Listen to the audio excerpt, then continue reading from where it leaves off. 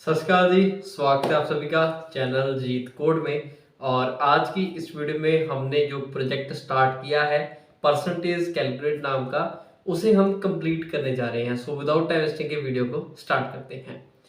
अब तक के लिए हमने कितना काम कर लिया था, एक बार उसके ऊपर हम रिव्यू कर देते हैं।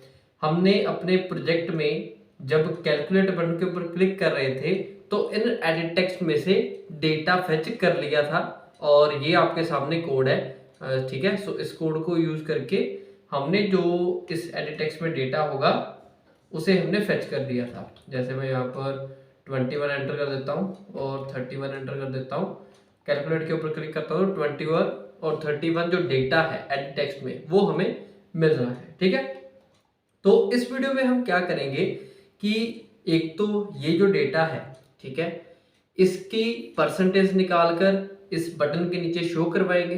ठीक है, और दूसरा ना हम थोड़ा कंडीशंस को हैंडल करेंगे।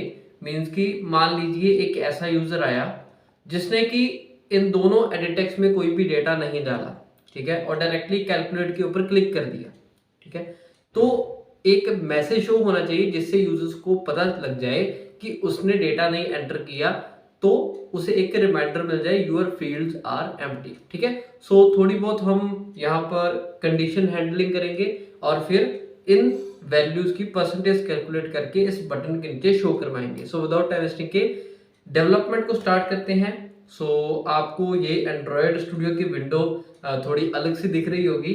ये बेसिकली एक नया अपडेट आया है एंड्रॉयड स्टूडियो का, जिसमें इन्होंने एक न्यू यूआई इंट्रोड्यूस किया है। ये अभी बीटा टेस्टिंग मोड में है।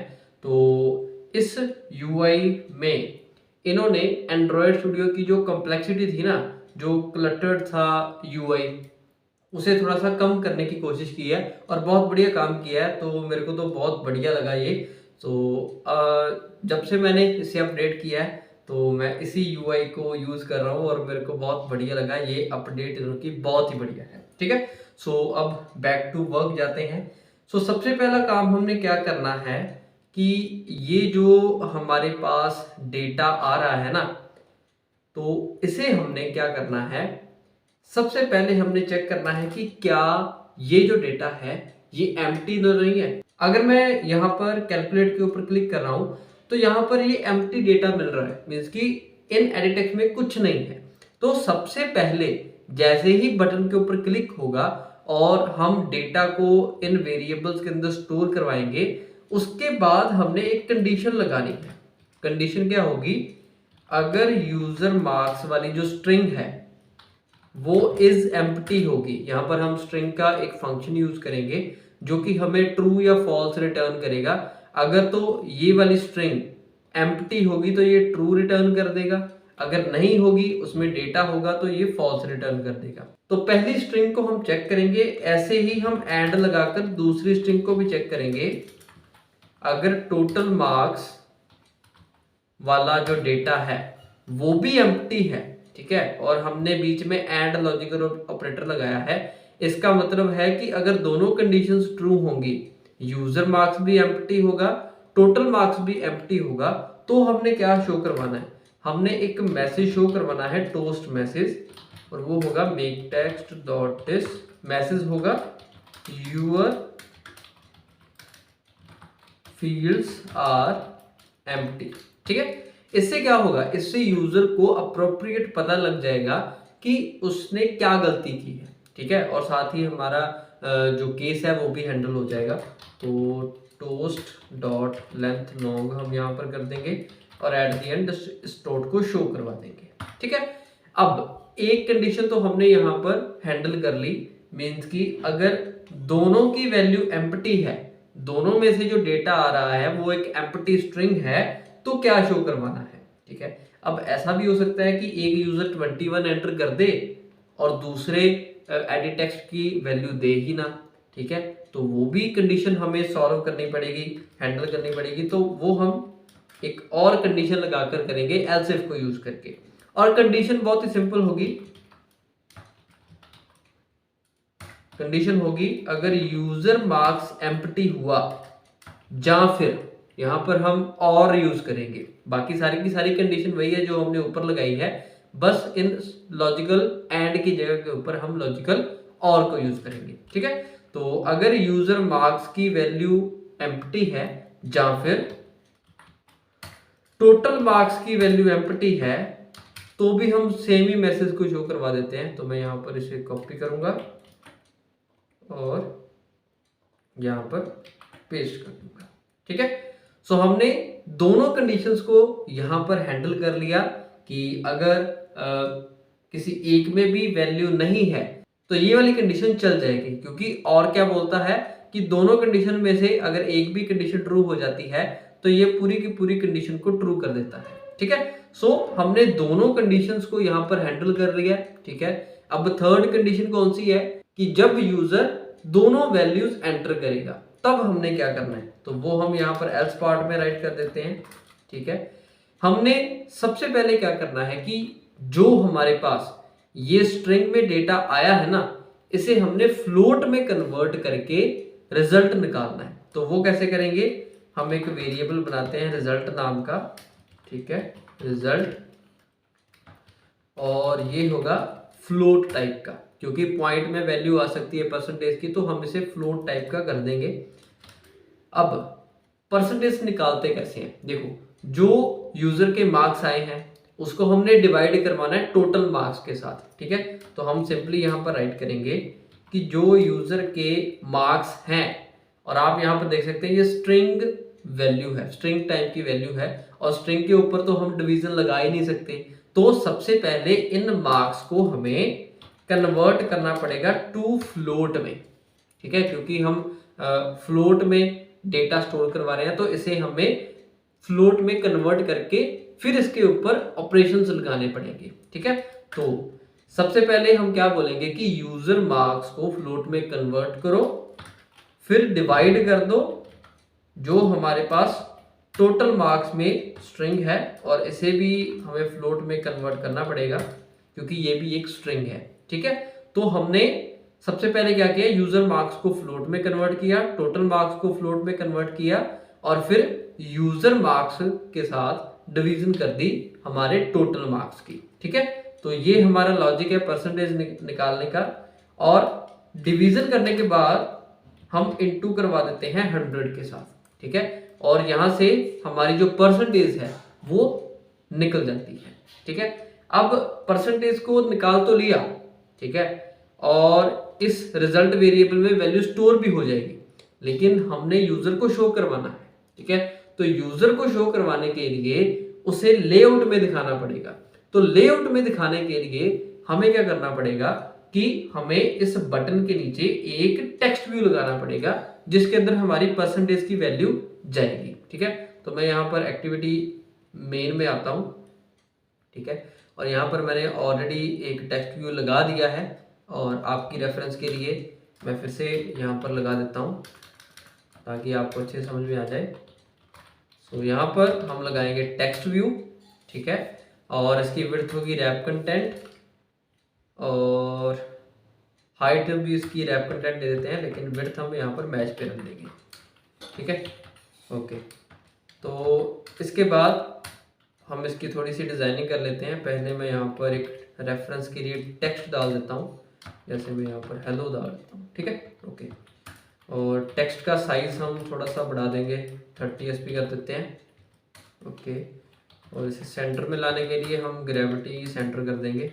ठीक है, ओके, सो हमने इस टेक्स्ट व्यू के अंदर डेटा को शो करवाना है, तो डेटा शो कहाँ से होगा, बैकएंड वाली फाइल से। ठीक है, तो बैकएंड वाली फाइल से डेटा शो करवाने के लिए सबसे पहले इस टेक्स्ट व्यू को अटैच करवाना पड़ेगा बैकएंड वाली फाइल के साथ। तो उसके लिए हम इस टेक्स्ट व्यू को दे देंगे आईडी, और आईडी होगी रिजल्ट टेक्स्ट व्यू। ठीक है, और ये टेक्स्ट हम यहाँ पर डिलीट कर देते हैं, नहीं तो ये शो होता रहेगा। ठीक है, तो हमने क्या किया, इस कैलकुलेट बटन के नीचे जहां पर हमने परसेंटेज शो करवानी है एक टेक्स्ट व्यू लगा दिया। ठीक है, और उस टेक्स्ट व्यू को जैसे हमने एडिट टेक्स्ट को फाइंड व्यू बाय आईडी किया था, वैसे ही हम इस टेक्स्ट व्यू का भी एक वेरिएबल बना लेंगे, एक ऑब्जेक्ट बना लेंगे। ठीक है, और यहाँ पर find view bye ID r.id, जो आईडी हमारी होगी टेक्स्ट व्यू की, वो हम यहाँ पर दे देंगे। ठीक है। सो इतना काम करके हमने क्या किया कि जो बटन के नीचे हमने टेक्स्ट व्यू लगाया था उसे हमने बैकएंड वाली फाइल के साथ अटैच कर दिया। अब एक माइनर सा काम बचा है और वो है कि जो हमारे पास इस रिजल्ट में डेटा आया है ना, उसे हमने इस टेक्स्ट व्यू के ऊपर लगाना है। तो वो कैसे होगा? सिंपल सा काम है, हमने करना है result text view dot text. हमने बोला कि ये जो टेक्स्ट व्यू है ना, जिसकी हमने फाइंड व्यू आईडी की है, इसके अंदर जो टेक्स्ट है वो कौन सा होना चाहिए। ऑब्वियसली ये एक टेक्स्ट व्यू है तो इसे हमें स्ट्रिंग में डेटा देना पड़ेगा। तो हम क्या करेंगे, हम इसको बोलेंगे कि सबसे पहले ना आपने जो रिजल्ट वेरिएबल है जो कि फ्लोट में है, तो स्ट्रिंग में चाहिए तो इसे स्ट्रिंग में कन्वर्ट करना पड़ेगा, ठीक है। तो हम इसे बोलेंगे कि जो रिजल्ट वेरिएबल में वैल्यू है उसे स्ट्रिंग में कन्वर्ट करके यहां पर शो करवाओ, ठीक है। और इस वैल्यू के बाद एक परसेंटेज का साइन शो करवा दो, ठीक है।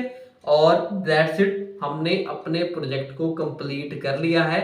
और अब हमारी जो परसेंटेज है वो इस बटन के नीचे शो होनी स्टार्ट हो जाएगी, लेकिन उसके लिए हमें अपने प्रोजेक्ट को रीबिल्ड करना पड़ेगा। सो उससे पहले मैं इस बाहर वाले टोस्ट को कर देता हूँ कमेंट, क्योंकि ये हमें दिक्कत देगा। तो अब हम करते हैं अपने प्रोजेक्ट को रीलोड और देखते हैं कि जो हमने काम किया है वो यहाँ पर चल भी रहा है या नहीं चल रहा। सो आप देख सकते हैं कि हमारा जो प्रोजेक्ट है वो रीबिल्ड हो चुका है। तो सबसे पहले जो हमने पहली कंडीशन लगाई है कि अगर यूजर ने दोनों वैल्यूज नहीं डाली तो कैलकुलेट बटन के ऊपर क्लिक कर दिया तो क्या शो होगा, वो हमने टोस्ट लगाया यूर फील्ड्स आर एम्प्टी वाला, ठीक है। तो पहले चेक करते हैं क्या वो शो हो रहा है। सो यहाँ पर मैंने दोनों में कोई भी वैल्यू नहीं डाली, कैलकुलेट के ऊपर क्लिक करता हूँ और आप देख सकते हैं your fields are empty show हो रहा है। सो इससे एक यूजर को मैसेज मिल जाएगा कि अच्छा मैंने यहाँ पर वैल्यूज नहीं डाली तो इसीलिए मेरे को ये टोस्ट मिल रहा है।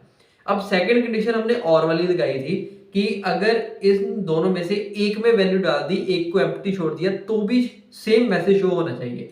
तो मैं यहाँ पर फर्स्ट वाली में 21 एंटर कर देता हूँ, ठीक है। वैल्यू देनी है, कुछ भी दे सकते हैं। तो कैलकुलेट के ऊपर क्लिक करूंगा तो यूर फील्ड्स आर एम्प्टी, ठीक है। सो यहाँ पर हमने सेकंड फील्ड एम्प्टी छोड़ी थी तो वो ही मैसेज शो हो रहा है। तो अब हम पहली वाली को एम्प्टी कर देते हैं, सेकंड वाली में वैल्यू 23 डाल देता हूँ और कैलकुलेट के ऊपर क्लिक करता हूँ और फिर से हमारी जो कंडीशन है वो यहाँ पर रेज हो रही है। इसका मतलब कि जो हमने कंडीशंस लगाई थी वो बिल्कुल बढ़िया तरीके से काम कर रही है। अब टर्न है परसेंटेज को कैलकुलेट करने का। तो हमने अपने मार्क्स यहाँ पर डालने हैं, जैसे मैं 407 डाल देता हूँ, ठीक है। बहुत ज़्यादा मार्क्स आए हैं मेरे और टोटल मार्क्स में यहाँ पर 450 450 डाल देता हूँ। सो अब मैं अगर कैलकुलेट बटन के ऊपर क्लिक करूंगा तो आप देख सकते हैं कि नीचे हमारी जो परसेंटेज थी वो शो हो रही है। सो कुछ इस तरीके से हमने अपने पहले एंड्रॉयड के प्रोजेक्ट को कंप्लीट कर लिया जिसका नाम है परसेंटेज कैलकुलेटर। ऑब्वियसली बहुत ही सिंपल सा ऐप है, ठीक है, ज्यादा कुछ हमने किया नहीं है। लेकिन अगर एक बिगिनर स्टूडेंट होगा और उसने एंड्रॉयड को स्टार्ट किया होगा, ठीक है, और साथ ही साथ इस प्रोजेक्ट को बनाया भी होगा, तो उसे सीखने को बहुत कुछ मिला होगा। क्योंकि यहाँ पर हमने व्यूज के बारे में बात की, एक लेआउट को कैसे बनाना है उसके बारे में बात की, कस्टम बैकग्राउंड कैसे लगानी है एक बटन की उसके बारे में बात की, और एक लेआउट वाले व्यू को कैसे हमने आईडी के साथ अपनी मेन एक्टिविटी डॉट कॉटलिन वाली फाइल के साथ अटैच करना है उसके बारे में बात की।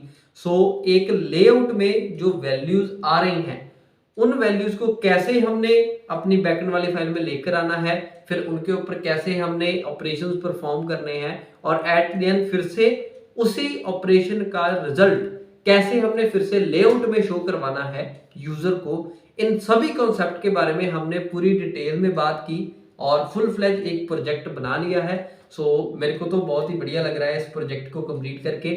आपको कैसा लग रहा है कमेंट बॉक्स में जरूर बताना, और प्लीज इस वीडियो को लाइक जरूर करना अगर आपको ये कॉन्सेप्ट समझ में आया है या ये प्रोजेक्ट आपने अच्छे से बनाया है, आपको अच्छे समझ में आया है। क्योंकि अगर आप सपोर्ट करते हैं तो मेरे को भी मोटिवेशन मिलती है और नई वीडियोस को बनाने की, ठीक है।